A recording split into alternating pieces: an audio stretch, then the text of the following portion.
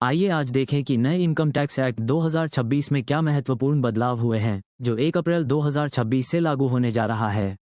सबसे महत्वपूर्ण बदलाव ये है कि पूरे कानून को फिर से लिखा गया है। पुराने कानून को इनकम टैक्स एक्ट 1961 कहा जाता था। नए कानून को इनकम टैक्स एक्ट 2025 कहा जाता है। पुराने कानून की तरह इस नए कानून में भी नई और पुरानी व्यवस्था रेजीम है। यदि कोई चाहे तो वे इनकम टैक्स की वेबसाइट से इसकी नवीनतम प्रति कॉपी भी डाउनलोड कर सकते हैं। कई लोग सोच रहे होंगे कि एक्ट क्या है और कानून लॉ क्या है।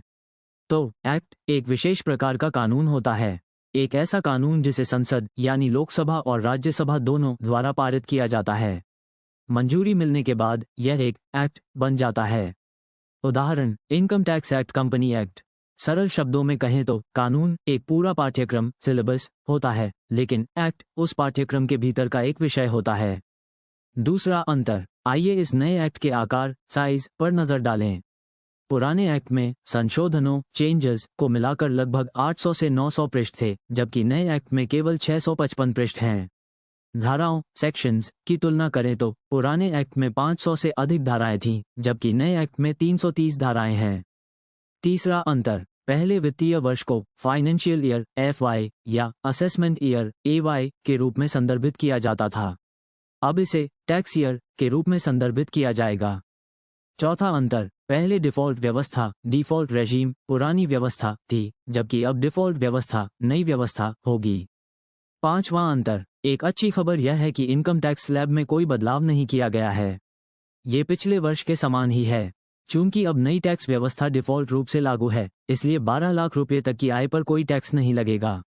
यदि कोई व्यक्ति पुरानी टैक्स व्यवस्था को चुनता है तो उसे धारा 80C आदि के तहत कटौती डिडक्शन का लाभ प्राप्त करने के लिए अपने टैक्स बचाने वाले निवेशों का विवरण जमा करना होगा। छठा अंतर, अब ITR 3 और ITR 4 फॉर्म भरने की अंतिम तिथि 31 जुलाई से बढ़ाकर 31 अगस्त कर दी गई है। ये बिजनेस और प्रोफेशनल्स को हिसाब किताब वगैरह करने के लिए ज़्यादा समय देने के लिए है। नंबर 7 का अंतर, मील वाउचर, हर मील की लिमिट 50 रुपये से बढ़ाकर 200 रुपये कर दी गई है। तो जैसा कि दिन में 2 मील की इजाज़त है, इसलिए नए कानून के हिसाब से कोई भी व्यक्ति एक दिन में 400 रुपये तक के टैक्स फ्री मील कूपन ले सकता है। और अगर आप हिसाब लगाएं तो पहले मिलने वाला फ़ायदा भी 2 गुना होकर 1 लाख तक की नई वैल्यू तक पहुंच गया है। नंबर 8 का अंतर, मिनिमम अल्टरनेट टैक्स MAT। कंपनियों के लिए मिनिमम अल्टरनेट टैक्स MAT को पुराने 15% से घटाकर 14% की नई वैल्यू पर ला दिया गया है। नंबर 9 का अंतर, शेयर बायबैक। अब से शेयर बायबैक पर डिविडेंड के बजाय कैपिटल गेन की तरह टैक्स लगेगा। नंबर 10 का अंतर, सिक्योरिटीज ट्रांजैक्शन टैक्स STT। यह उन लोगों के लिए है जो शेयर ट्रेडिंग करते हैं, जैसे इंट्राडे वगैरह। अब यह STT 0.02% से बढ़ाकर 0.05% कर दिया गया है। यहाँ ये ध्यान दें कि प्रतिशत के हिसाब से यह एक बहुत बड़ी बढ़ोतरी है।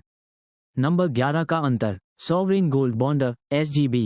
अब से सॉवरेन गोल्ड बॉन्ड SGB को रिडीम करने पर, जिन्हें पहले सेकेंडरी मार्केट से खरीदा गया था, कैपिटल गेन के तौर पर टैक्स लगेगा।